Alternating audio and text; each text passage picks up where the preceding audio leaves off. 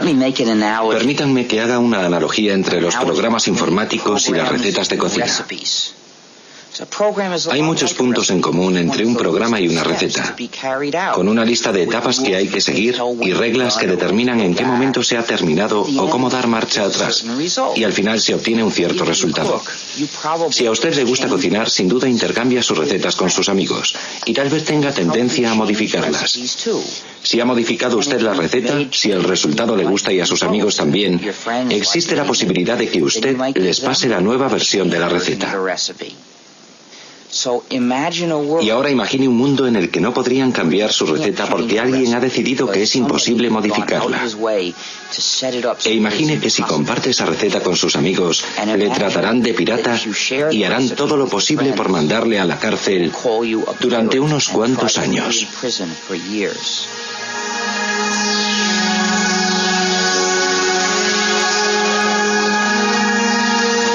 Código Linux.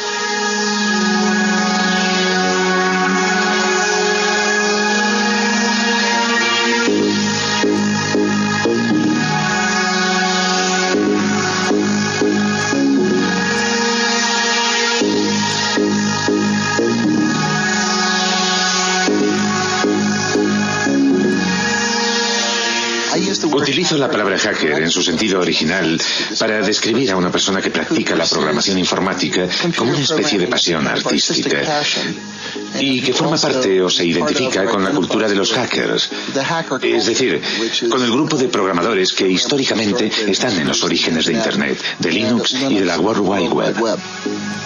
Hacker, qué palabra mágica. El rebelde de nuestra nueva era. En el principio era el ordenador, luego el ordenador personal y por fin apareció la red que ha conectado a todo el planeta y que recibe el nombre de Net. ¿Contra qué se rebelaron los famosos hackers? Para que nuestros ordenadores funcionen necesitan un sistema operativo. Nuestros hackers se negaron a que ciertas compañías, sobre todo Microsoft, desarrollasen sistemas operativos sin entregar al mismo tiempo los códigos de fabricación que permiten adaptar nuestro ordenador a nuestras propias necesidades. Entonces se pusieron a descifrar los códigos para repartirlos de forma gratuita a través de la red y ponerlos a disposición de todo el mundo.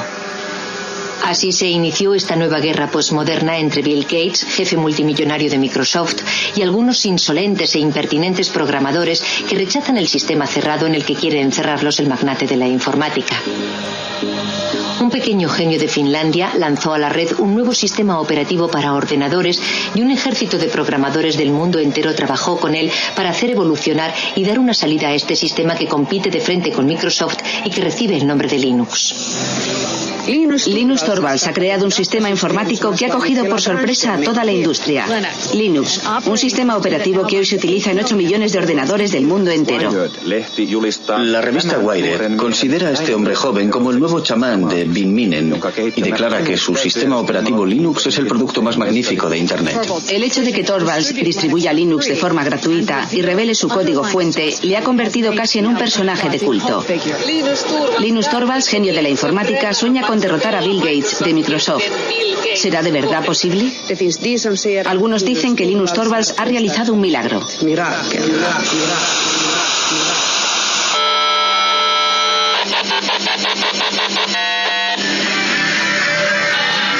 Todos estos programadores, como hormigas obreras unidos entre sí por la red, han hecho evolucionar la proposición de base de Linus Torvalds, adaptándola, modificándola, enriqueciéndola y creando así uno de los mejores sistemas operativos del mundo.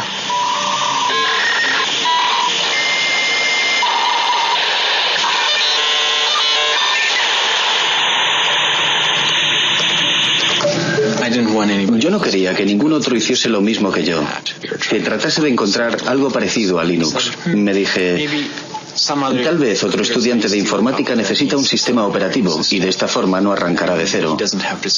No quería luchar contra los molinos de viento, no se trataba de Don Quijote contra el resto del mundo, buscando crear el mejor de los mundos posibles.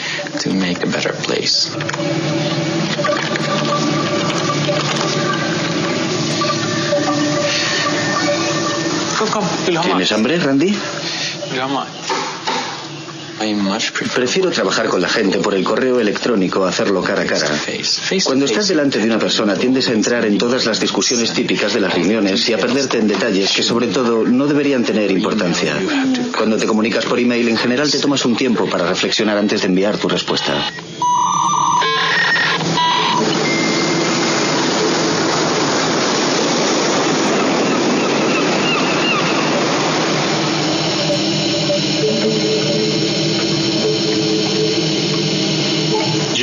El simple hecho de que no estemos todos en la misma habitación no significa que no estemos juntos en el sentido social del término. Es como si compartiéramos una oficina muy grande. Incluso nos peleamos y reñimos por internet. Es un proyecto enorme. Que yo sepa, ningún otro proyecto de creación de software ha hecho trabajar jamás a tanta gente repartida por toda la superficie del globo, todos unidos y apasionados por el objetivo común de desarrollar un nuevo software. Lo más innovador de la comunidad Linux no es su código fuente, sino más bien toda la maquinaria social que se ha creado a su alrededor.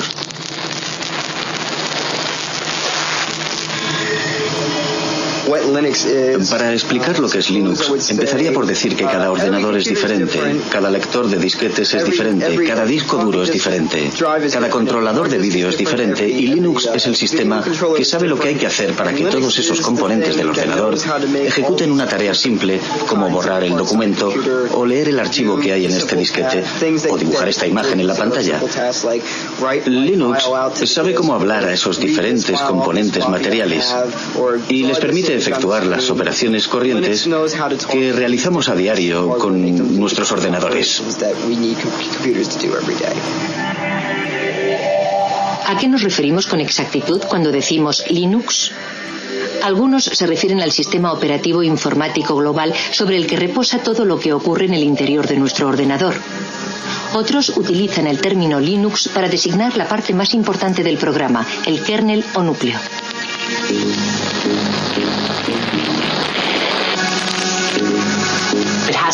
Hay que remontarse a la persona gracias a la que empezó todo, que utilizó Internet para crear una comunidad de individuos en la que todos tenían la sensación de que su contribución era válida. Y esa capacidad para fomentar la cooperación solo podía provenir de una persona educada en un país como Finlandia.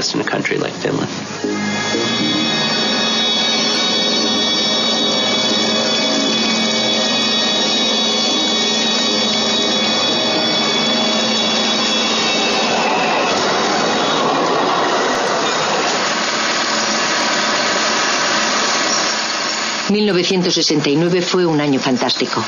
Los primeros pasos del hombre en la luna, el festival de Woodstock, el nacimiento de ARPANET, antepasado de Internet, los inicios de Unix, el sistema operativo de los grandes ordenadores, y el 28 de diciembre el nacimiento de Linus Torvalds.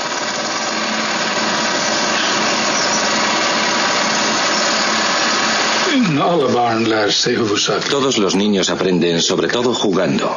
Por eso fue de verdad muy importante que Linus entrase en el mundo de la informática en un momento en el que los ordenadores todavía eran muy simples. Para un niño de 10 o 12 años era fácil darse cuenta de lo que había en el interior del ordenador, comprender su esencia. Para los niños y las niñas de hoy día es mucho más difícil comprender el mismo tipo de cosas, porque hay demasiados niveles y elementos complicados en los ordenadores actuales para que puedan adquirir el tipo de instinto y de comprensión que Linus adquirió a través del juego.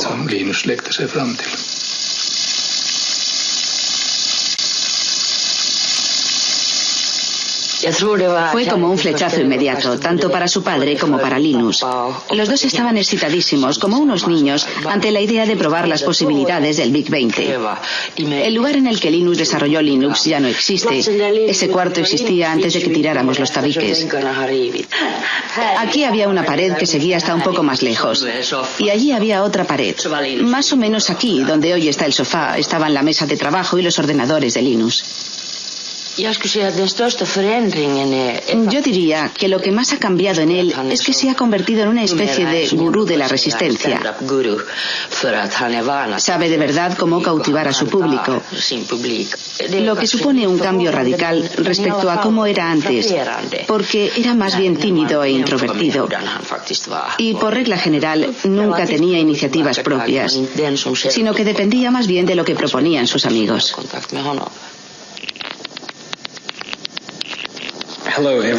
Hola a todos los que utilizan Minix. Estoy creando un sistema operativo gratuito. Es solo un hobby, no se trata de nada enorme ni profesional como GNU para los clones 386-486-AT. Me gustaría recibir todo tipo de comentarios sobre lo que la gente piensa de Minix, porque mi sistema operativo se parece un poco al suyo. Todas las sugerencias serán bien recibidas, aunque no prometo que las vaya a incluir todas. Firmado linustorvalds@cruna.helsinki.fi. 1991. Se derrumba la Unión Soviética. Comienza la Guerra del Golfo. El físico británico Tim Berners-Lee crea un sistema de hipertexto al que llama World Wide Web. Microsoft va camino de dominar el mundo. Y el 17 de septiembre, Linus Torvalds envía la primera versión de Linux, la 0.01, al mundo entero vía Internet. Las primeras reacciones llegan al cabo de pocas horas.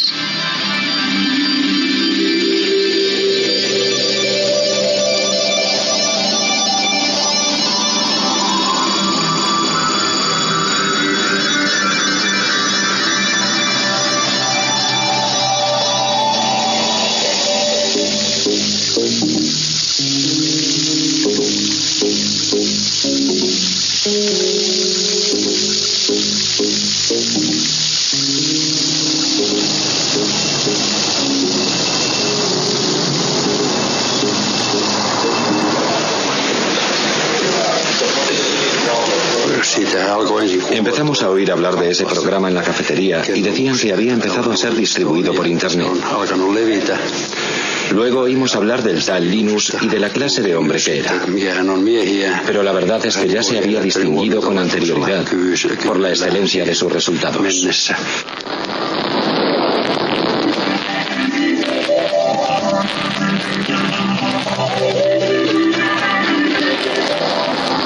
Linus Torvalds creó Linux a partir del sistema operativo Unix.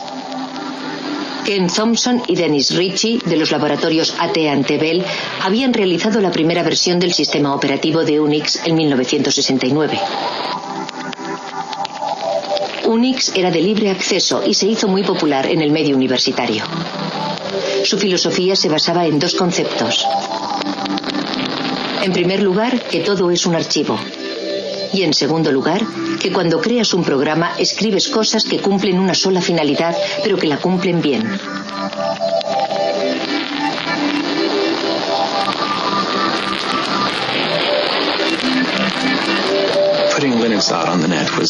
Nos pareció natural poner Linux en la red. Había muchas y buenas razones para ello. En especial el hecho de que era una buena idea hacer que Linux fuese accesible a otra gente que podría ponerlo a prueba y enviarme sus comentarios. De hecho, Linux podía elegir entre dos opciones. Podía distribuir Linux de forma gratuita o podía tratar de venderlo. Linux jamás se habría vuelto tan importante si Linus Torvalds hubiese tratado de obtener un beneficio comercial. Nadie lo hubiera comprado, habría sido una maniobra inútil. Ya llevamos aquí un montón de tiempo. La distribución de Linux está en su tercera generación. Nos costó mucho trabajo encontrar sitio para Linux. Sí. Al principio, Linus no quería distribuir Linux de forma gratuita y estuvo reflexionando durante mucho tiempo para decidir bajo qué copyright presentarlo. Luego, poco a poco, conseguí convencerle de que lo sacara bajo el copyright de GNU. Linuxin julkistamaan Linuxin GNU copyrightin alla. Sobre todo porque el programa de compilación que utilizaba había salido bajo la licencia GPL, así que acabé decidiendo que utilizaría también la licencia GPL. La licencia GPL fue fundada por la Free Software Foundation a mediados de los años 80. Esta fundación especifica que si uno cambia o modifica el código, debe poner sus cambios y mejoras a disposición de todo el mundo, de forma gratuita. La licencia GPL tenía como objetivo impedir que alguien se apropiase del monopolio de una nueva tecnología importante. Pienso que el momento era bueno. Creo que un año antes no habría podido funcionar. Y un año más tarde, cualquier otro habría sacado algo parecido. Internet todavía no había calado de verdad entre el gran público, aunque sí había calado hondo en las redes universitarias. Yo había escrito un programa de lista de correo utilizando el lenguaje de programación C. Tenía que desarrollarlo y añadirle funciones, porque muy pronto hubo miles de personas interesadas en él. Me llevé una sorpresa enorme de que las cosas funcionaran en progresión geométrica. 1 millar de usuarios se transformaba al día siguiente en 2000 y al otro día ya tenías 4000 usuarios. Sin Internet, el desarrollo de Linux habría sido como querer jugar al ajedrez por correo.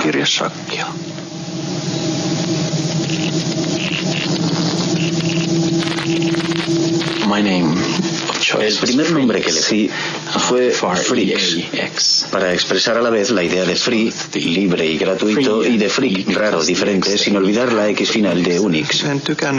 A mí no me gustaba la idea de llamarlo Freaks. No me parecía un nombre muy comercial. Ari Lemke, que sacó Linux en el sitio FTP, pensaba que era una mala idea y odiaba de verdad ese nombre. Así que cuando lanzó el sitio FTP, lo bautizó como Linux, porque sabía que ese nombre iba a funcionar. Nos quedamos con ese nombre, que está claro que es muchísimo mejor.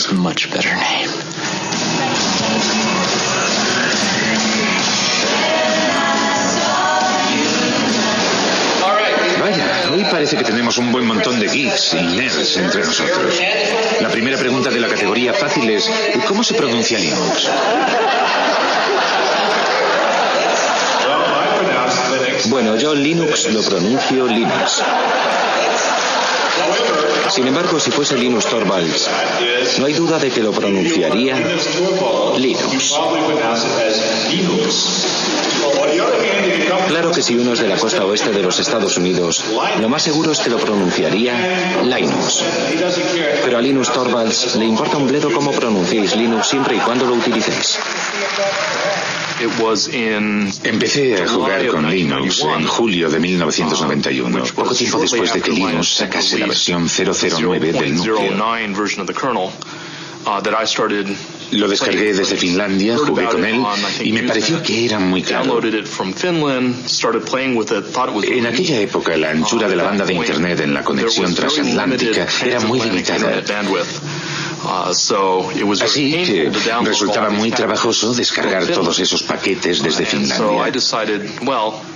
Entonces pensé que había que hacer algo para remediar ese problema. Utilicé mi estación de trabajo personal, la que tenía en mi despacho, tsx-11.mit.edu, y creé en ella un archivo espejo de todas las fuentes del núcleo.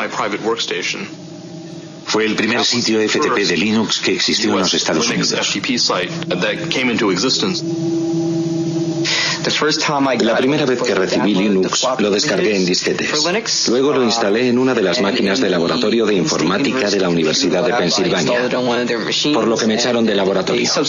Pero en fin, esa fue mi primera experiencia con Linux.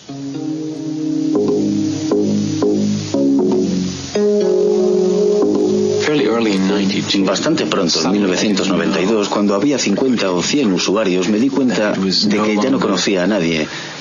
Ya no se trataba solo de mí y de algunos amigos, sino que éramos yo y alrededor de 200 personas más, que yo no tenía ni la menor idea de quiénes eran, dónde vivían ni lo que hacían con el sistema, y eso supuso un gran paso.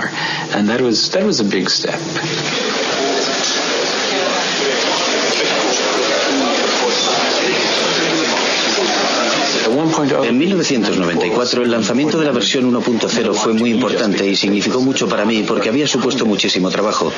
Supuso sin lugar a dudas un hito en la utilización comercial de Linux.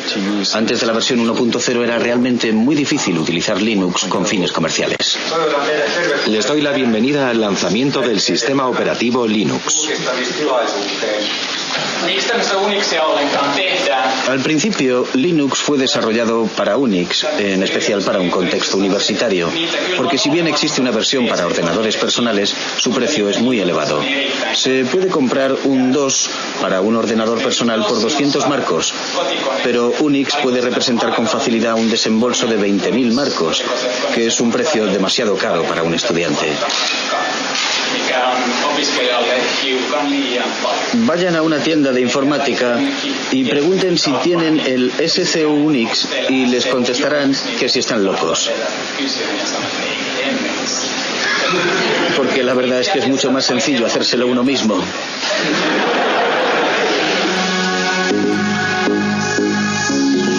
El proceso de desarrollo de Linux es extraño. No se basa en ninguna jerarquía aparente. Todo el mundo puede dar sus sugerencias para cambiar el código. Pero hay una persona que dirige, que toma las grandes decisiones y que selecciona las mejores ideas. Linus, el dictador benévolo.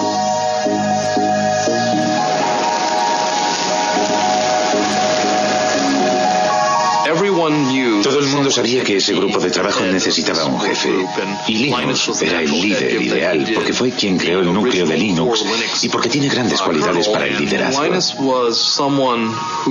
Sin embargo, en la vida real es bastante humilde y jamás se atribuye un mérito que no le corresponde.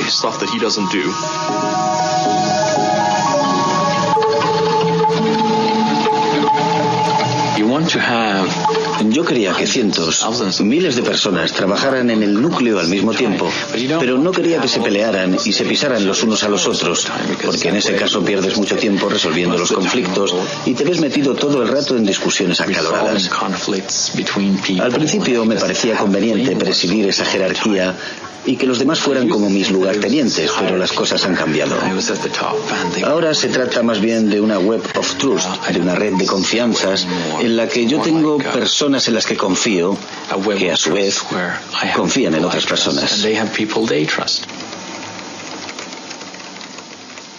A los que desarrollan los sistemas les motivan muchas cosas, como el orgullo artístico, la satisfacción del trabajo bien hecho, casi artesano, el sentimiento idealista de formar parte de algo más importante y más grande que uno mismo, el deseo de ayudar a la gente y de encontrar soluciones a los problemas.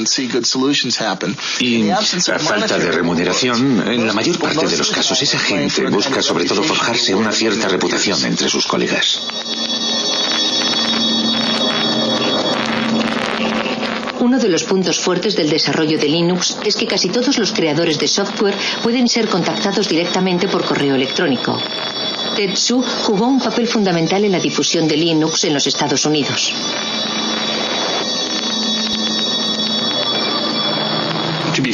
Para ser sincero, es muy fácil decir, si nosotros tomáramos las decisiones, no haríamos esas cosas, pero no recibiríamos todos esos emails diciendo, por favor, quisiera esa nueva función. De modo que no sé lo que haría si de verdad estuviese a cargo de todo. Dave Miller estudia los cambios que los programadores desean aportar al kernel, al núcleo del sistema. Actúa como intermediario entre los programadores del mundo entero y el rey Linus.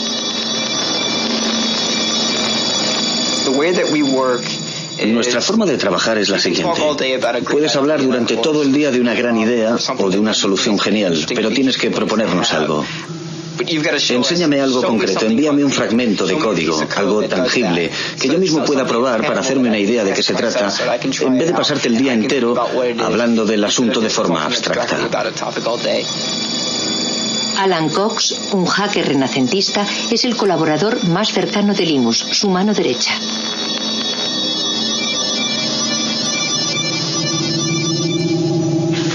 Para mí el código presenta muchas similitudes con la poesía, por ejemplo, o con ciertos tipos de literatura. Su belleza reside en su estructura y en el hecho de clasificar las ideas una por una de forma clara. Si el código es bueno, lo puedes leer sin hacer comentarios. Comprendes de inmediato por qué ha sido escrito y lo elegante que es. Buscarás un código que sea a la vez elegante y claro, pero que no se base en trucos de la programación, que no dé por hecho una hipótesis que en el futuro podría demostrarse que es falsa. Porque lo último que te interesa es tener demasiado código en el núcleo final. En el núcleo de Linux, en general, el código no necesita demasiado esfuerzo para funcionar porque nuestro objetivo no es programar y reprogramar por siempre jamás. Después de haber dirigido el proyecto Linux durante 5 años en Finlandia, en Helsinki, Linus fue reclutado por Silicon Valley en California. Él deseaba descubrir el otro mundo, el del comercio y la industria. Quería salir del mundo universitario.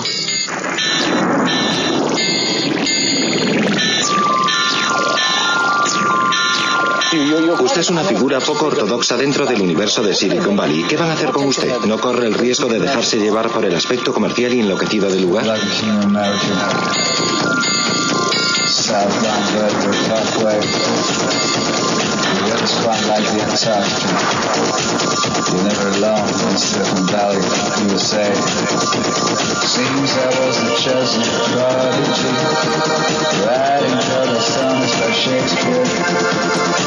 Some sort of balcony, which you really get near. And make clear me Harry Diaz. Please, if I'm wet, we'll probably sell the shares as soon as you can. Get out and go on to the next thing. Retire young, should be the king of America. The weather's quite like the Antarctica. Southbound Vertigo Parkway. Linus empezó a trabajar para la compañía Transmeta, la empresa misteriosa que se negó durante muchos años a revelar sus actividades. Se sabía, sin embargo, que trabajaba con un código fuente cerrado, siguiendo el ejemplo de Microsoft. ¿Habría cambiado Linus de bando? El mundo de los negocios tiene leyes extrañas. Al mismo tiempo que trabajaba para Transmeta, Linus podía seguir desarrollando su propio software con permiso de sus jefes. Hicieron todo lo que pudieron para obligarme a ser la imagen de Linux y de la comunidad open source en su conjunto. A pesar de que no había sido yo el que había tenido la idea de open source.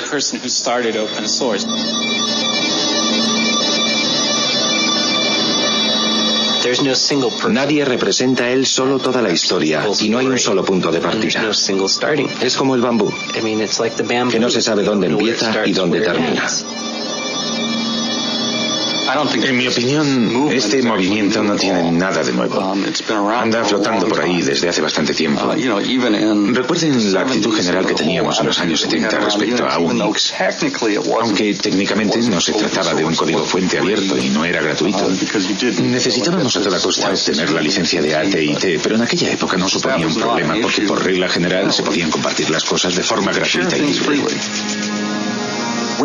Cuando utilizas un programa, por regla general utiliza su forma ejecutable, es decir, una serie de ceros y de unos. Nadie es capaz de encontrar un sentido a esas cifras. Solo el ordenador las comprende. Para eso es para lo que sirven los ordenadores. Esas cifras son la forma del programa que puede comprender el ordenador. Pero para los seres humanos resulta muy difícil saber lo que significan. Cuando desarrollamos un software, lo programamos bajo la forma de código fuente. El código fuente es una especie de álgebra. Es la forma de entenderlo si eres programador.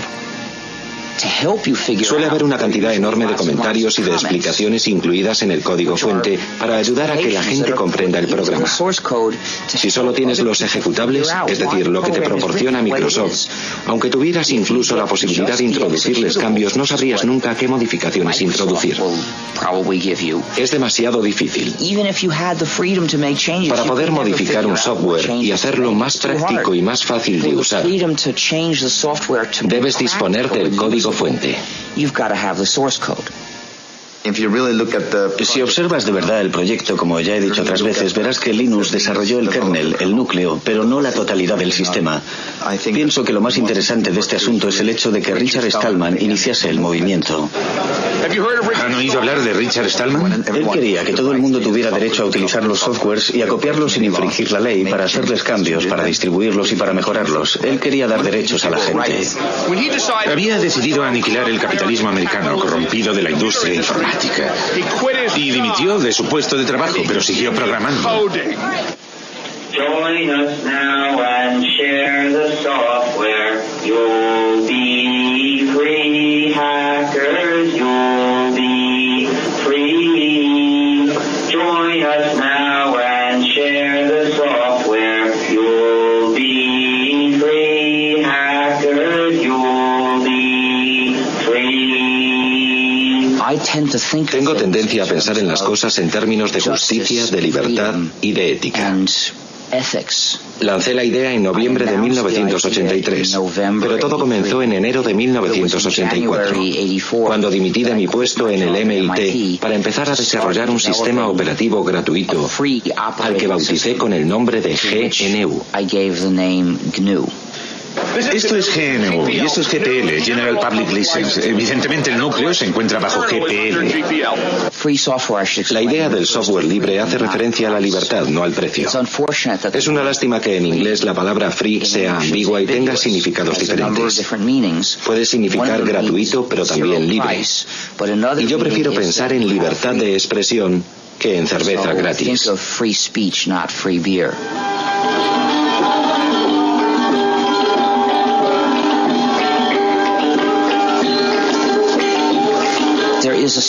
Existe una similitud entre el folclore cuando un poema o una canción se redefine o cambia de forma de un cantante a otro,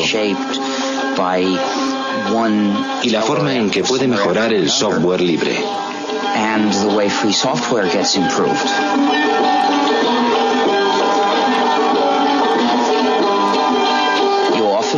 A menudo el software libre es desarrollado por un grupo de personas que no incluye a ninguno de los que lo desarrollaron al principio. En 1991 casi habíamos terminado el sistema GNU. Nuestro objetivo consistía en crear un sistema operativo como Unix, pero completamente gratuito. Ese sistema operativo completo necesitaba muchos componentes diferentes. En 1991 los teníamos casi todos. Habíamos creado la mayor parte de ellos y habíamos encontrado otros, creados por otros programadores para sus propios fines, pero que nos servían. Así que los integramos en el sistema GNU. Todavía nos faltaba un componente importante, el componente que llamamos kernel o núcleo. De modo que nos vino muy bien cuando Linus Torvalds creó su núcleo. En aquel momento la combinación del núcleo Linux con el sistema GNU nos permitió obtener un sistema perfectamente ejecutable que cualquiera podía instalar en su ordenador personal y utilizar. Una vez desarrollado Linux, el sistema GNU estaba terminado y empezó a hacerse cada vez más popular. Pero en ese mismo momento ocurrió algo desafortunado. La gente que utilizaba el sistema GNU no se dio cuenta de que se trataba del sistema GNU y empezó a llamar Linux al conjunto, a la combinación. Y ese error se extendió. A los que trabajaban en el proyecto GNU les resultaba muy difícil atraer la atención del usuario sobre esas cuestiones éticas y políticas. Hoarders can get piles of money, that is true. Hackers, that is true.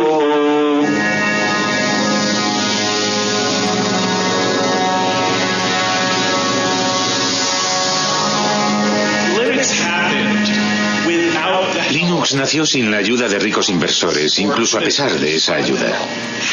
¿Cómo hacer para conservar la magia si se invierte tanto dinero en Linux? Cuando Linux empezó a comercializar, la gente dijo: no queremos guardar nuestro pequeño proyecto para nosotros solos, y nadie debe ganar dinero con él. Me parece muy bien, pero en el mundo real la gente utiliza las cosas para ganar dinero. Los Estados Unidos son una sociedad capitalista. Europa es una sociedad capitalista. Para que las empresas puedan empezar a utilizar Linux, necesitan tratar con alguien que sea capaz de proporcionarles la ayuda que esperan, que les venda el material, ese tipo de cosas. Y la gente que vende el material y la ayuda va a ganar dinero.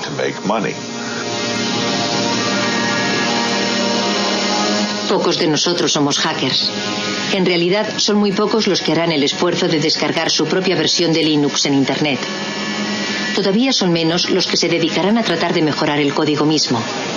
Aunque Linux sea difícil de utilizar, los clientes han sabido apreciar su gran fiabilidad y la accesibilidad de su código fuente. Para las empresas visionarias se trataba de una oportunidad que no se podía pasar por alto.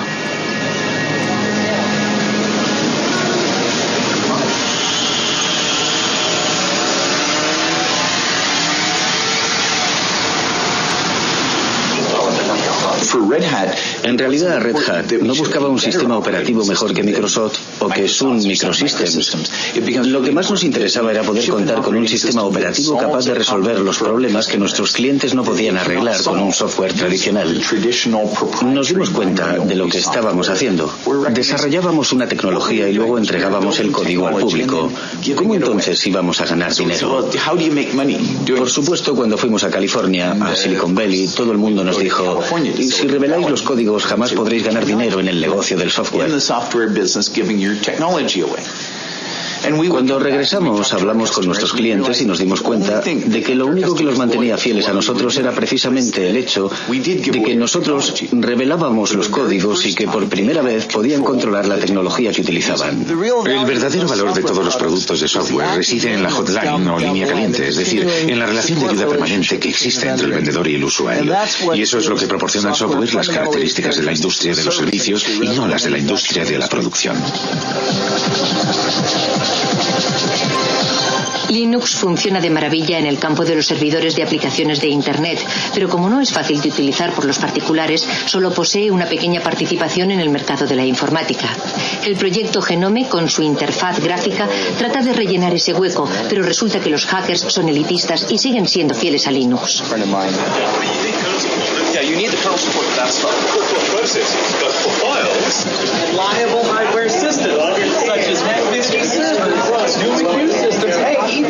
Miren quién está ahí. Es un pingüino. Hola, pingüino. Vaya, pero si es Tax. Hola, Tax. El trabajo de Linus Torvalds crea todavía más millonarios y billonarios y le está haciendo salir canas al hombre que de lejos es el más rico del mundo, Bill Gates. Microsoft utiliza un modelo muy tradicional. Producen un código fuente cerrado, lo meten en un CD y lo venden. Ellos se ocupan de todo el trabajo de desarrollo de los sistemas y todos los beneficios son para ellos. Una vez que has entrado en este negocio es muy difícil cambiar de cultura, como por ejemplo orientarse hacia un negocio de cooperación en el que los programas se utilicen para revelar el código. Es muy fácil ganar dinero con los productos cuyo código está cerrado, tengas o no una gran participación en el mercado. Por ejemplo, ahora mismo Microsoft no se siente de verdad incentivado a abrir su código, no le interesa. Pero pienso que Microsoft se verá obligado a hacerlo aunque a regañadientes. A las compañías les interesa seguir siendo propietarias de ciertos algoritmos. Por ejemplo, ciertas empresas han trabajado muchísimo en los algoritmos de compresión, en especial para el streaming multimedia, y no quieren que la gente sepa cómo lo han hecho porque es justo ahí donde reside el valor de su producto.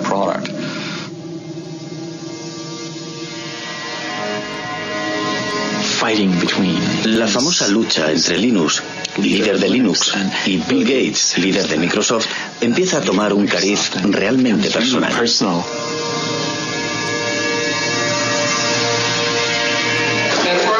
Una pregunta de la categoría rarezas.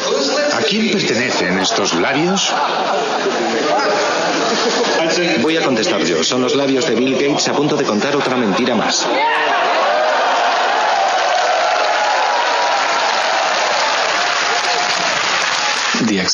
La aceptación de Linux se ha visto muy favorecida por el hecho de que la gente sabía de su existencia por la prensa. El aspecto David contra Goliat de la historia nos ayudó un poco, aunque en realidad eso no sea cierto del todo. La gente espera de los demás que sean amables y hagan bien las cosas. Yo no pienso que eso sea cierto ni que deba serlo. El poder de Linux es que, aunque no te ayude nadie, siempre podrás disponer de tu propia copia de Linux. Y la posibilidad de hacer con ella lo que te dé la gana. Quiero evitar convertirme en el político de Linux. Quiero que todo el mundo piense que soy un buen tipo y que soy una persona que no hace trampas. Linus, una última pregunta. Yo soy de la India. ¿Hay muchos indios que contribuyan al desarrollo del núcleo? No hay muchos. ¿Qué mensaje le gustaría mandarles para que sean cada vez más los que se unan a su proyecto? En mi opinión es solo un problema de infraestructuras. No siempre tienen acceso a Internet o disponen solo de una conexión muy lenta. Y pienso que la gente quizás no está acostumbrada a ese tipo de colaboración por Internet y se pone un poco nerviosa. ¿Tienen un mensaje para motivarles, para hacer que vengan más programadores? No conozco los problemas de la India, pero sin duda existirán problemas locales que solo los indios pueden resolver. Problemas que al continente americano no le importan en absoluto. En mi opinión resulta muy estimulante cuando alguien dice: yo puedo resolver ese problema, puedo crear mi propia versión de Linux que me convendrá mucho más. ¿Entendido? Y eso vale para un indio, para cualquiera. Eso es lo que debe motivar a la gente, aunque por otro lado diga lo que diga yo, no tienen por qué hacerme caso. Linus, solo un momento. Muchas gracias. Gracias a usted. La próxima vez que visite la India, lo intentaré, pero debería pasar unas largas vacaciones. Trabajo para una revista holandesa. ¿Piensa ir a los Países Bajos?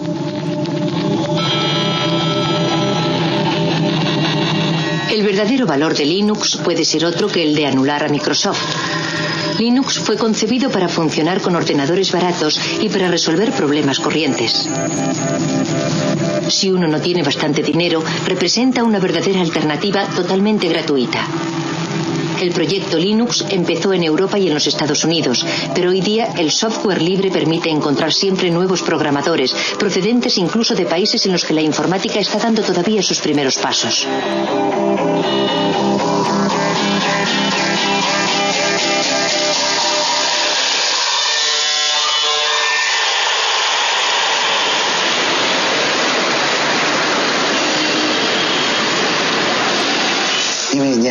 La sociedad Red Flag está especializada en la investigación, el desarrollo y la comercialización de sistemas operativos basados en Linux. Como ustedes saben, China está retrasada respecto a los países desarrollados en materia informática. La diferencia es muy grande y estamos tratando de salvarla lo más deprisa posible. Mientras tanto, debemos recurrir a la experiencia de muchos otros países. Damos una gran importancia al sistema operativo. Empezamos a desarrollar el sistema a partir de Linux, pero debido a la estricta reglamentación del mercado, fracasamos. Linux representa para nosotros una gran oportunidad, así como una buena base para formarnos en las nuevas tecnologías del mundo entero.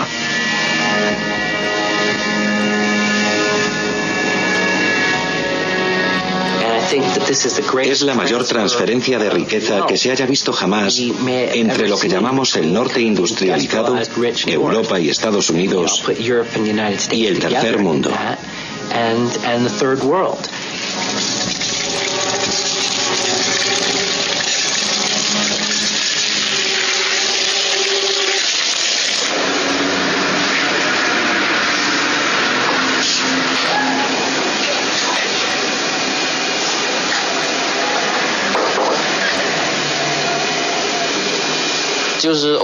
Es el código fuente abierto.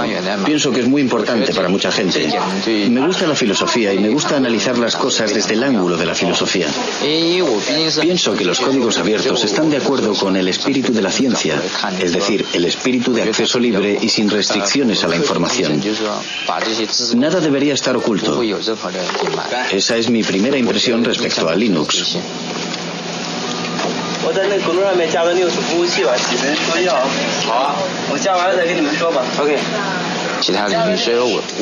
Ese espíritu se podría extender a otros campos. Nunca he pensado que debiera aplicarse únicamente al campo de la informática.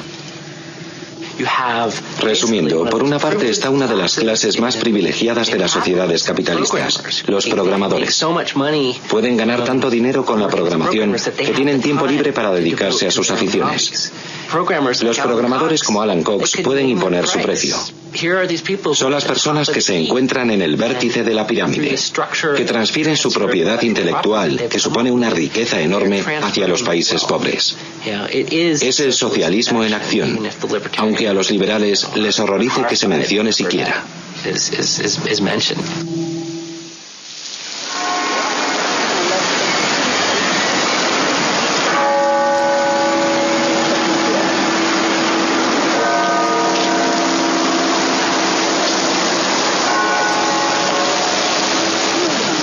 Los proyectos open source han sido comparados al desarrollo de la ciencia. La ciencia en sí misma no da dinero. Son las aplicaciones industriales de las investigaciones las que crean riqueza. Para los hackers, partidarios de la open source, el desarrollo de Linux ha sido siempre un proyecto voluntario de tipo científico, un auténtico hobby. Los expertos más valiosos de Linux acabaron por ser contratados por otras compañías. En 1999, durante el auge de la economía de la red y de los negocios electrónicos, algunas empresas Linux cotizaron en bolsa. Wall Street anunció que las acciones de Linux alcanzaron valores récord. Por supuesto, la situación no duró, pero durante un cierto tiempo algunos hackers de Linux fueron increíblemente ricos, al menos sobre el papel.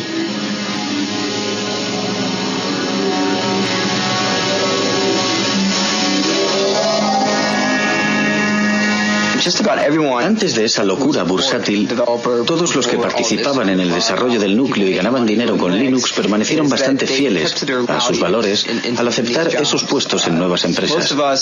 La mayor parte de ellos sigue haciendo casi lo mismo que hacía antes de obtener esos empleos. Sinceramente, que yo sepa, ninguno de ellos ha perdido su libertad.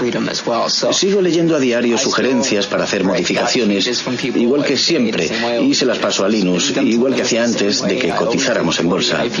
Algunos de nosotros quizás conducimos coches mejores, pero esa casi es la única diferencia, y tal vez que comemos sushi más a menudo. Algunas personas tuvieron suerte al unirse a la empresa adecuada en el momento adecuado y se las han arreglado para beneficiarse de la salida a bolsa. Algunos han ganado millones de dólares. Otros miles de millones de dólares. ¿Acaso la contribución de esas personas fue más importante que la de las otras? En algunos casos invirtieron las sumas necesarias en el buen momento, pero yo pienso que se trata de un problema más general que no concierne más que a la comunidad open source, y no creo que exista una respuesta satisfactoria a esa pregunta.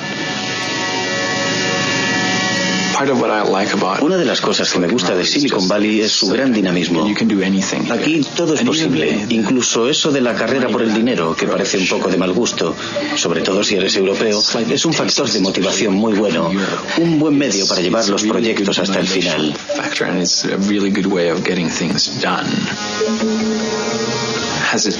¿Me ha hecho cambiar el hecho de vivir aquí? Supongo que sí. Ya no soy el mismo que era cuando llegué. Pero no creo que me interese más el dinero que antes.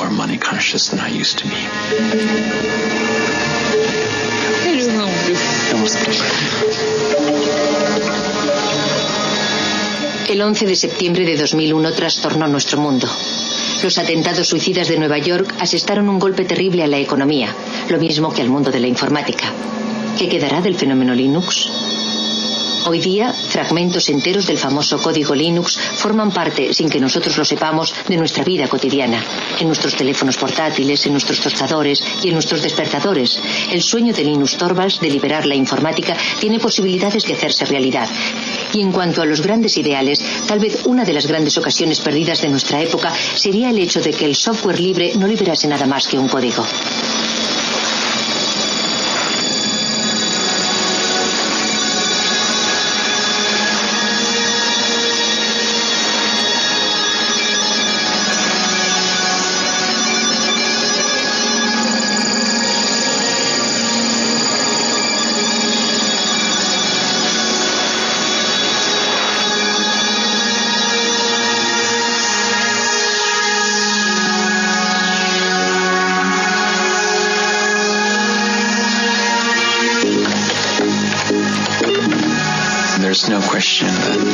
La cuestión no es saber si los progresos tecnológicos dejarán anticuado a Linux en un momento determinado. La cuestión es saber justamente cuánto tiempo va a tardar en ocurrir eso. Randy, no te afiles las garras en el sofá. Pienso que uno de los poderes de Open Source es que en el futuro, dentro de 5, 10 o 50 años, el mejor sistema operativo del momento siempre podrá sacar partido del código fuente de Linux.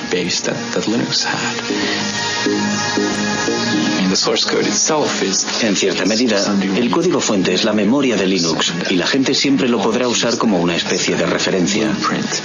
Pero hay otra cosa.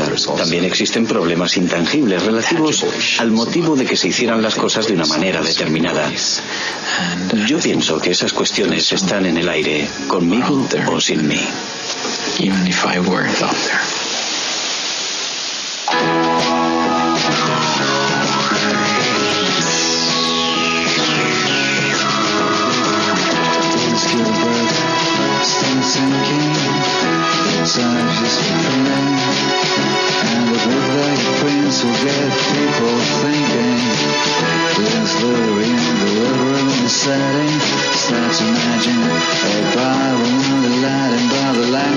Swearing and eating and chatting.